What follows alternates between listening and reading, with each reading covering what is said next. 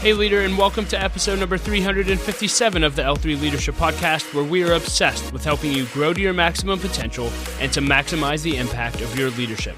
My name is Doug Smith, and I am your host, and today's episode is brought to you by my friends at Baritone Advisors. We're also recording live from the Return.com studio, which you'll hear more about in just a moment. If you're new to the podcast, welcome. I am so glad that you're here, and I hope that you'll enjoy our content and become a subscriber. Know that you can also watch all of our episodes over on our YouTube channel at L3 Leadership, so make sure you're tuned in there as well. And if you've been listening to the podcast for a while and it's made an impact on your life, it would mean the world to me if you would leave us a rating and review on Apple Podcasts or Spotify or whatever app you listen to podcasts through. That really does help us to grow our audience and reach more leaders, so thank you in advance for that. Well, leader, in today's episode, you're going to hear part 2 of the top lessons that I learned in 2022. A few episodes ago, I released part 1, and I talked about the top lessons that I learned in the area of spiritual growth and character development. And today, in part 2, you'll hear the top lessons that I learned in marriage, parenting, money, and leadership. And I think it's going to add a ton of value to your life. I know that you're going to enjoy this, but before we dive in, just a few announcements. This episode of the L3 Leadership Podcast is sponsored by Baritone Advisors. The financial advisors at Baritone Advisors help educate and empower clients to make informed financial decisions. You can find out how Baritone Advisors can help you develop a customized financial plan for your financial future by visiting their website at baritoneadvisors.com. That's BERATUNG advisors.com. Securities and investment products and services offered through LPL Financial, member FINRA and SIPC. Baritone Advisors, LPL Financial, and L3 Leadership are separate entities. I also want to thank our sponsor, Henny Jewelers. They're a jeweler owned by my friend and mentor, John Henny. And my wife, Laura, and I got our engagement and wedding rings through Henny Jewelers and had an incredible experience.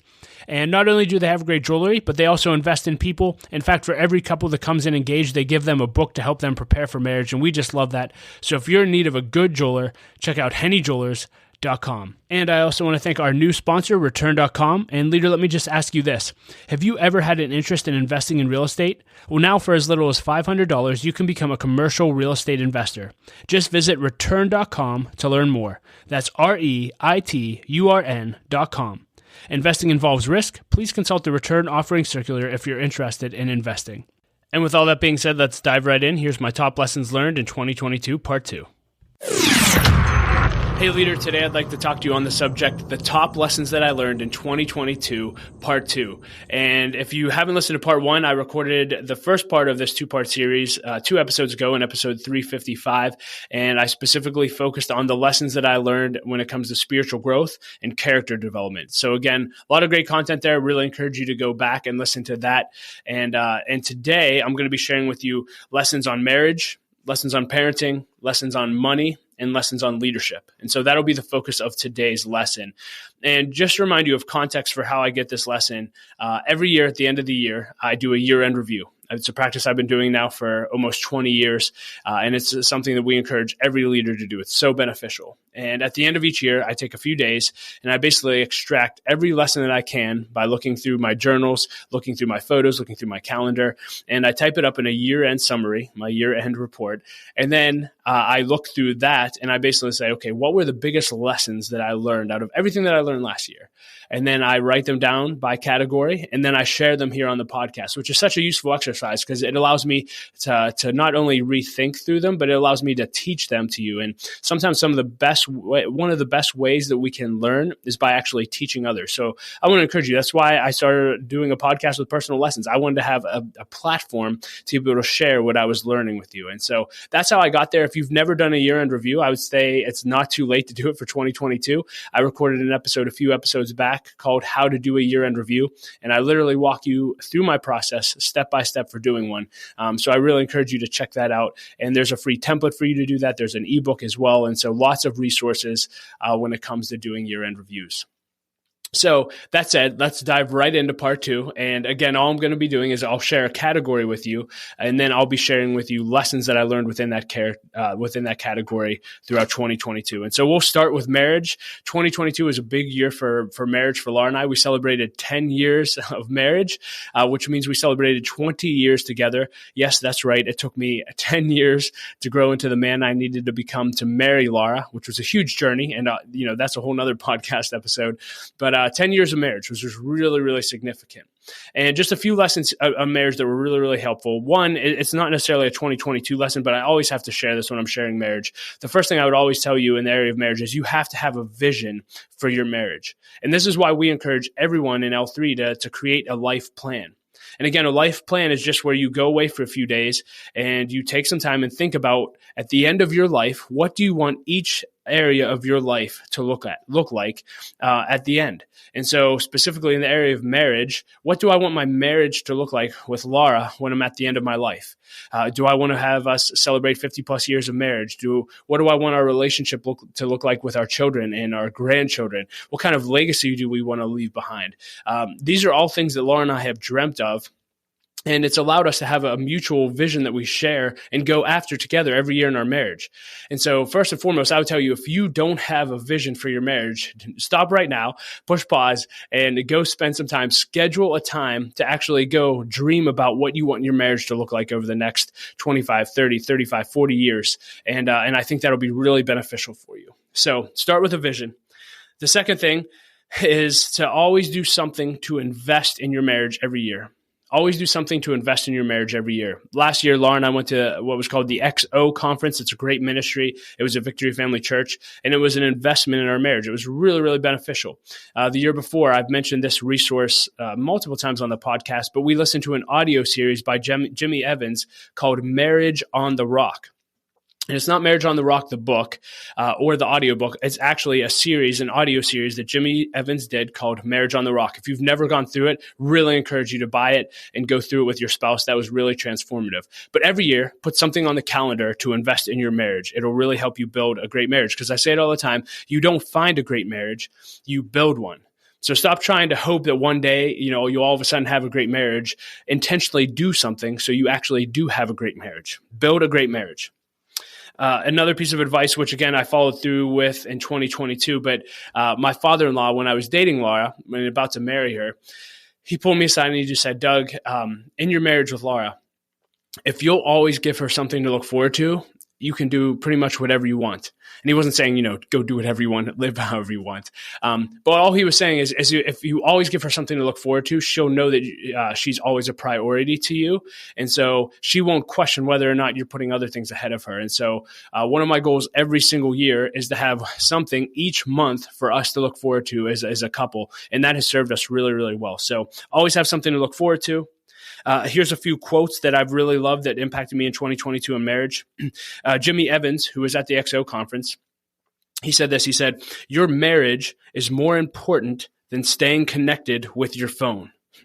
Your marriage is more important than staying connected with your phone. That was huge, right? I don't know about you. I have a tendency to look at my phone a lot. And so it's just a constant reminder. I just keep that quote in front of me to put my phone down and connect with my spouse when it seems like it would be easier to just keep looking at my phone. And again, it's just something we need to be aware of. And when we are, we can call each other out on it. Hey, let's put down our phones. It's not phone time. It's friend time or marriage time. That was huge. Jimmy Evans said to ask your wife this question, or your spouse, and this was huge. He said, always ask, is there anything I'm doing that bothers you? Is there anything I'm doing that bothers you? And so Laura and I have asked that in every single family team meeting that we have every week. We ask that at our year in review dinner. And it just allows us, if there's anything that we're frustrated with in marriage, it allows us to put that on the table and instantly deal with that issue. And that's been huge. So I encourage you to ask that. This was a fun one. I had the opportunity to have breakfast with Horst Schultz, the founder of the Ritz-Carlton, and I think he's 84 years old. I think he's been married for 50 years, something crazy. He's had a really phenomenal marriage. And so we were asking him questions, and I said, what marriage advice do you have for the marriage that you've had? And, he's in the hotel industry, and his response was so good. He said, here's my advice on marriage. Know what your customer wants, create processes for what the customer wants, and continuously improve. And obviously, in this case, your customer is your spouse. So know what your spouse wants, create processes for what your spouse wants, and continuously improve. And the reality is, if you do those three things in your marriage, you'll have a thriving marriage. And then the last quote I'll share in the section of marriages, Mark Driscoll at the conference said, your standard of beauty once you get married is your spouse. That was just so good. Your standard of beauty when you're married is your spouse. And man, just a great quote to keep in front of you. It's like, man, My wife is my standard of beauty, and she is absolutely gorgeous. So thank you, Jesus. So those are some things on marriage. Second category I want to talk to is about is parenting. So we now are a family team of 6. We just had our 4th child in December, which is wild. And so obviously parenting is a big thing that we focus on growing in. And a couple of resources that I always want to encourage you to read. One is a book called Raising Passionate Jesus Followers by Phil and Diane Comer. One of the best parenting books we've read. We continually go through that for advice. The second one is Family Teams. There's a ministry called Family Teams. And if you just go to familyteams.org, you can read all of their work. And then I actually don't know the book off the top of my head, and it actually just came out this year. I haven't read it yet, but I've listened to a few podcasts. But Andy Stanley and his wife just wrote a book on parenting, and the content that I've heard them share, at least on podcasts, has been phenomenal. So I think that'll be a really big one as well. So those are some resources for you. But as far as lessons learned, I had a pastor share at a retreat. His name was Peter DeFinn. He said, always get your kids serving. And he was specifically talking about serving in the church, but he said, growing up, he was talking about his own experience. He said, I don't know if I always loved God, but I always loved serving. He loved showing up and serving others. And so that was just a reminder of me and my wife, like we need to get our kids serving as soon as we possibly can. And they'll fall in love with serving and just adding value to people. So getting our kids serving was big. Number 2 was date your kids. Peter DeFinn said this as well. He said, you need to put 15 to 20 minutes a day in your calendar where you're connecting with your kids, and then weekly dates with your kids where you're spending time with them. And he said, put this in your calendar and schedule it and prioritize it. And he said, don't be ashamed of putting your family on your calendar. If you lose your family, you'll lose your organization. And man, that was just such an awesome thing. Just a reminder of, I need to put my kids in my calendar every single day. If you can connect with each one of your kids 15 minutes a day, that's going to go such a long way in the long term. And if you'll individually date your kids on a weekly basis, I'm telling you, you're going to be leaps and bounds ahead of where you would be if you didn't do those things. And so schedule time with your family. And again, just always the constant reminder. I read a book by David Green, the founder of Hobby Lobby, and he just said this. He said, no career is more important than your children knowing and serving God. No career is more important than your children knowing and serving God. And I shared this in part 1 in the spiritual lessons, but it bears repetition. But last year I was on a retreat, and I felt like God really dealt with my heart that I must teach my kids how to pray and how to worship God and develop that intimacy in their relationship with them. Because if I don't, they're going to miss that part of their walk with God, and they won't be able to sustain it long term. And of course, I know they can continue to walk with God without my influence, and God can move in mighty ways. But as long as they're under my influence as a parent, I want to do everything I can to make sure that they know and walk with God. And we were at an event last year called Pittsburgh Praise, and it was Heinz Field filled with people just praying.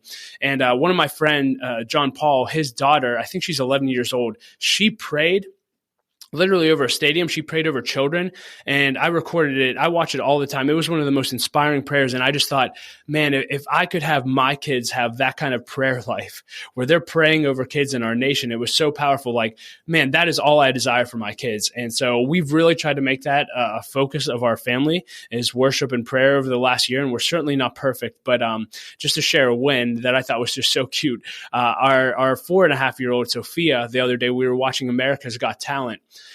And one of the people the performers that was coming out was a blind man. And she asked, why is he wearing glasses? And, we explained that he was blind, et cetera, and what that meant. And she said, well, why don't we just pray for him to receive healing right now? And she prayed over him. She put her hand on the TV and prayed over this guy. And it was just such a blessing to actually be able to see that. And I'm just saying, God, if you'll keep doing that in my kids' lives, I'll keep whatever you need me to keep doing, I'll keep doing. It was just so precious. But I just want to encourage you when it comes to parenting, make sure that you prioritize your kids knowing and walking with God above anything else, because I can't think of anything more important. So those are the big lessons on marriage and parenting. The next category that I want to talk to you about is money, something that's always on our mind every year. And last year, I really got challenged in the area of money. Specifically, I was in the beginning of my year, and I was doing my year-end review and just spending time in prayer and praying over my goals for the upcoming year. And I really felt like God dealt with my heart that he said, Doug, it's so funny. You have a financial advisor that you actually have grade you, give you a report card in every area of finance.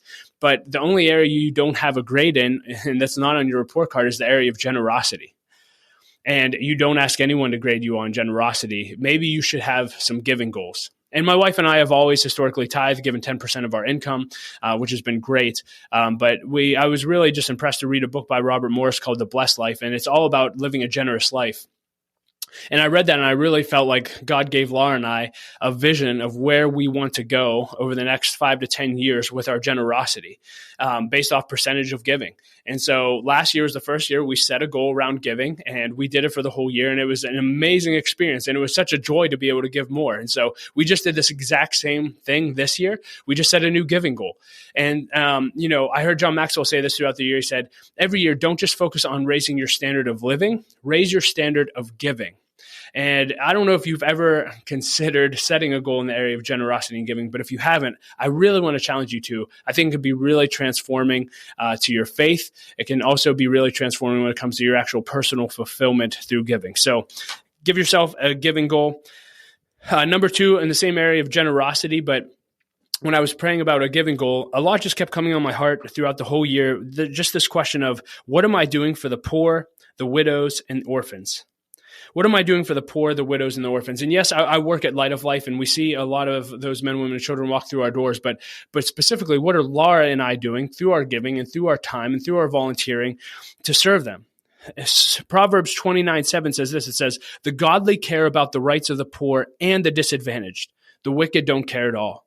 And so Laura and I have just been really asking, hey, what can we do to care for the widow, the poor, and the orphan? And that's been really, really challenging for us. So those are our goals around generosity. The next section I want to just talk about, it's really, I put financial goals, but it's really having a financial vision for your life. And one of the key themes that I've been focusing on for the past couple years has been this whole idea of freedom. And this whole concept I'll share with you is from a guy named Dan Sullivan. He started a company called Strategic Coach, and he coaches entrepreneurs. And he says that every entrepreneur always pursues 4 freedoms. And as I've learned his work, I don't think it's just entrepreneurs that pursue these 4 things. I think everybody wants to pursue these 4 things. But he said everyone's pursuing 4 freedoms. They're pursuing freedom of time, freedom of money, freedom of relationship, and freedom of purpose. I'll say those again. Freedom of time, that's you have all the time you need to do everything that you want to do. Freedom of money, you have all the money you need to do everything that you want to do. So you can have freedom of relationship. You can do life with who you want to do life with. And then you can have freedom of purpose. You can focus your life on what you want to do. I don't know about you, but one of my personal affirmations over the last year, literally every day, is we are experiencing in Team Smith the 4 freedoms. We have freedom of time, we have freedom of money, we have freedom of relationship, and freedom of purpose. Because if we have freedom in those 4 areas, we believe that we'll be used for our highest and best use with our lives. And so that's been a really, really big pursuit. And Dan Sullivan, in the area of money, he said this. He said, my only goal with money ever has been to have enough to never have to talk about it. He said, I want to have enough money that I never have to talk about it or think about it. And so for Laura and I, it's like, hey, that sounds like a great goal. Let's make that a focus. Like, we don't want to have to think about money. We just want to be able to do what we want to do, make the difference we're called to make, and go after it. So that's been really, really big. And Gino Wickman said this about freedom of money. I thought this was so good.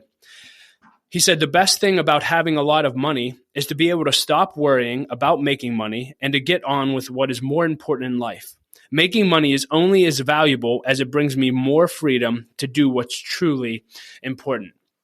And listen, I'm not telling you to go, sell your soul to make money. That's not what I'm telling you. I truly, my personal belief is if you follow God and your gifting and your passion will line up, God will take care of you financially. And financial freedom and independence looks different for every single person. Everyone talks about the prosperity gospel. For me, prosperity is just being fully supplied to do what God called you to do. And that looks different for every single individual.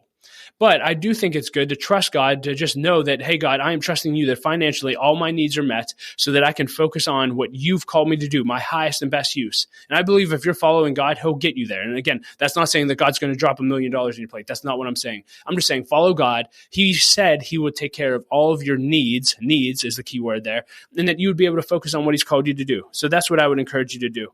Another goal, again, along the same lines, I hope you're hearing my heart here, but it's just perspective and getting vision in this area of goal setting around finances. But Jeremy Pryor, who is one of the co-founders of Family Teams, he said everyone should make it a goal to have financial independence by the age of 50. Because he said when you have grandchildren, you want to have the freedom to help raise them, et cetera. So in other words, he's saying you don't want to be tied down to a job when you start having grandchildren in your 50s and 60s. You want to be free. So what are you doing now? And again, I really encourage you, if you've never gone through Financial Peace University with Dave Ramsey, he'll really teach you a lot about getting freed up in your finances. I always encourage everyone to have a financial advisor to come in your life that can actually coach you and help you get there. Man, those two, financial peace and having financial advisors, have really helped Laura and I go a long way that we could have never gone on our own by giving us a plan to actually execute in the area of our finances with a hope and a vision that one day we'll be financially independent and again, have freedom of time, money, relationship, and purpose. So that was a lot, but I hope that's helpful. Another resource along these lines that was probably the best book that I read in 2022 was a book called Die with Zero by Bill Perkins. And here's a quote from it. It basically sums up the book. He said, "People often talk about saving for retirement, but there are fewer conversations about saving for excellent and memorable life experiences that need to happen much sooner." And why this book impacted me so deeply is because, one, I'm an Enneagram 7 and I have bucket lists and there's a lot I want to do right now. But two, his whole point is, man, so many times a lot of people save way too much money for retirement, money that they're never going to use. And they hold off having experiences today because they want to save more for retirement. And I've shared this story before, but I had a donor tell me once who lost his wife in his early 60s, Doug, if there's any trips that you want to go on with your family, if there's anything that you want to do it now. My wife and I saved our whole career that we could travel in our 60s and when we get older, and now she's not here and I don't have that opportunity. And he was in tears.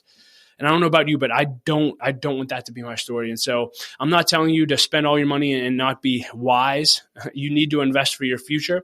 But are there experiences that you could be having now that you're just saying, oh, I don't know if we can do that because I need to put more away? Like, live in the now too. Have fun now. Go on the trip now. Make the memories now. Because his whole point is you're going to retire on your memories. Because the things that you're able to do in your 30s and 40s and 50s is way different than what you can do in your 60s, 70s, and 80s. And the same thing when it comes to your desire for what you want to do. That's all going to change. And so live it up now just as much as you're going to live it up then. And again, that book is called Die with Zero. The next thing on the financial end was just very simple. Be grateful for everything. Be grateful for everything. I shared the story on social media, but I was having a meal with one of our clients at Light of Life, and he was a newer client. And one thing we do for our men and women that we serve every year is we offer them, we ask them to make a Christmas wish list of items that they'd want for Christmas. And then we have families adopt them and get them Christmas presents. And so the program manager came over and he said, "Hey, I haven't gotten your Christmas list yet. Like, you need to make a list of things that you want." And here's this guy that's literally homeless sitting next to us, has nothing. And he just looked up and he said, like, that's going to be really hard. I really can't, I have pretty much everything I need. I can't think of anything I want. If anything, maybe I should ask some of the other guys in the program what they want and I can put their wants on my list and give it to them. And man, I'm trying to hold back the tears and I just thought, man, I have so much to be grateful for and I have way more than I need. And just that contentment, just be content and be grateful for everything you have. So many times we get just focused on what we don't have and what's next, but you have enough. Just be grateful and content with what you have. That was such a powerful lesson. And then the last thing I'll share on finances was last year, and similar lesson, but last year we bought our dream house. Which was such a blessing. And there was a few lessons when it came to buying our dream house. One, it took us 10 years to get there. Okay. Laura and I started off in an apartment for 3 years. Then we lived in a townhouse for 7 years. And literally we were looking for a house for 4 or 5 years, trying to find this house that we can move into and raise our family into once we started outgrowing the townhouse. And it was so funny. We were very specific on where we wanted to live and what kind of house we wanted, and probably a little too specific. And it was so funny. As soon as I opened up and just said, God, where do you want us to live? And I should say we both opened up. But where do you want us to live? We're open to go anywhere. Hey, we thought we'd want to live in this area, but what do you want to do? And so we opened up our options. And literally as soon as we did that, as soon as we looked in some other areas, we actually felt like, hey, we actually love the neighborhood that we're in. I wonder if there's anything there. And I don't have time to share the whole story, but a door opened up. We found this dream house in our neighborhood that we were in a townhouse, and ended up moving in. And it was just, it was a miracle. It was awesome. And so a few lessons that came out of that is just one, I would just tell you that having a house or your dream house won't make you happy. I wrote a blog post a long time ago called How Buying a House Changed Our Life. And the answer was it didn't. It didn't change our life. Nothing changes. Again, you don't find a great life, you build one. You don't all of a sudden have a great life because you have a great house. You have a great life because you've built a great life. So stop thinking that once you get that house or once you go on that vacation or once you have X, that you'll have a great life. It's not true. Start building a great life now, day in and day out, day in and day out. And then two, just realize that a house is a blessing, but let God do it in his timing. Again, if you're waiting to get a house, just be patient. We were very specific in what we wanted in a house, and we would have loved it overnight, but, it was God's perfect timing. And looking back, like we would have had it no other way. And thankfully, we trusted God and trusted his timing, so we didn't get too antsy or too frustrated. But I would just tell you, keep trusting God. He knows the desires of your heart. And in due season, the Bible says, in time, he will give you those desires. And so that's all I have on the area of finances. And then I'll just wrap up with some leadership lessons that are fun. And a lot of these are just quotes that really impacted me. Horst Schultz, again, founder of the Ritz-Carlton, he said this. This was probably the most impactful leadership quote of the year. He said, "You lose the right to make excuses the minute you become a manager." You lose the right to make excuses the minute you become a manager. And the more I've grown in leadership, the more impatient I've grown with excuses, both personally when I make excuses and when others make it. It's like, hey, let's deal with this. Let's find solutions, not excuses. This is huge. Andy Toll said this. He's the coach of Robert Morris's basketball team. He said this at the L3 One Day Conference. He said, sometimes being the leader sucks. Sometimes being the leader sucks. And I think this has been a recurring theme. If you go back and listen to the top lessons, every year I've had some kind of quote that was similar. That, when you're a young leader, you think, oh, if I just was the leader, I'd have influence, I'd have power, I have the stage, all these things. And you think of all these perks, but there's a whole side of leadership that's very, very painful that you don't see. And a lot of times, there are great things to being a leader, but there's also a lot of things that suck being the leader. And so just realize that that's always going to be reality in leadership. Rick Warren said this. This was really good. If you want to call the shots, you have to be able and willing to take the shots. Ooh, come on. If you want to call the shots, you have to be able and willing to take the shots. If you're in leadership, you are going to take hits. It's just a reality. So if you want leadership, just know that you're going to take them, and and pain will be a reality in your life. Gino Wickman said this. I thought this was so good. He said, if you're a leader, and you are if you're listening to this, if you're a leader, you're in a rare position. Only a small percentage of the population has your opportunity. And you're an even rarer air if you're developing leaders. And I just thought that was so good. I think so many times we just presume leadership and just take it for granted, but it's a rare gift. And we're in rare air if you're a leader. The reality is the majority of the people on the planet are not in leadership positions. They're not leaders. And so never take that for granted. Always take it seriously and just realize that you are a steward of a God-given gift called leadership, and we should take it seriously. And the last thing Gino Wickman said that impacted me, he said, the number one way to make an impact on this world is to create more leaders. I love that. The number one way to create, to have the biggest impact on this world is to create more leaders. And to be honest with you, that's exactly why I'm doing this podcast. It's why I started this podcast. It's why I started L3 Leadership, because I want to influence leaders who are going to go on and influence other leaders. And I believe if we can influence leaders, we can change the world. And that is part of my why. That's part of why I wake up. That's part of my freedom of purpose. I just want to add value to leaders. And so thank you for being one of those leaders listening to this. I hope this lesson added value to your life. And again, I'd love to hear some of your top lessons from 2022. So feel free to email those to me at dougsmith@l3leadership.org. And that's all I have for you. So hope your 2023 is off to a great start. And I love you, and I'll talk to you next episode. Well, hey, leader, thank you so much for listening to the top lessons that I learned in 2022 Part 2. I hope it added value to your life. You can find links to everything that I discussed in the show notes at l3leadership.org/357. Well, leader, as always, I want to challenge you that if you want to 10x your growth this year, you need to either launch or join an L3 Leadership Mastermind Group. Mastermind groups are just simply groups of 6 to 12 leaders that meet together for at least 1 year in order to help each other grow, hold each other accountable, and to do life together. For me personally, mastermind groups have been the greatest source of growth in my life over the last 7 years. So if you are interested in learning more about joining or launching your own group, go to l3leadership.org/masterminds or email me at dougsmith@l3leadership.org. And as always, I like to end every episode with a quote. I'll quote Jordan Peterson today, who said this. He said, compare yourself to who you were yesterday. not to who someone else is today. Such wise advice. I hope you enjoyed the episode. Know that Laura and I love you. We believe in you, and we say it every episode. But don't quit. Keep leading. The world desperately needs your leadership.